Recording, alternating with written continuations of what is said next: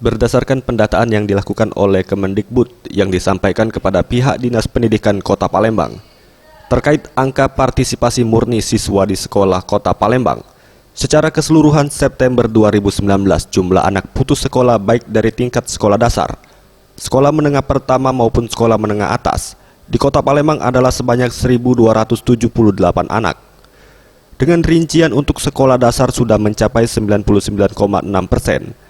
Dan jenjang SMP baru mencapai 69,9% atau sekitar 31,1% anak di Palembang usia sekolah menengah pertama mengalami putus sekolah.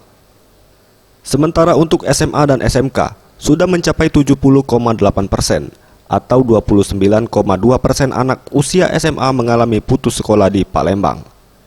Terkait hal ini diharapkan semua pihak dapat ikut berkontribusi dalam menekan angka putus sekolah di Palembang, khususnya para relawan, untuk tidak ragu mendata anak putus sekolah untuk didaftarkan ke sekolah filial yang disediakan pemerintah Kota Palembang. Mengingat sekolah ini gratis dan memiliki kesetaraan seperti sekolah pada umumnya. Ada berapa banyak Pak di Palembang ini?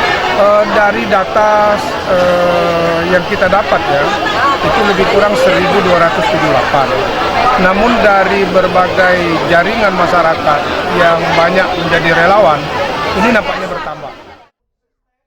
Tim Liputan Sriwijaya TV.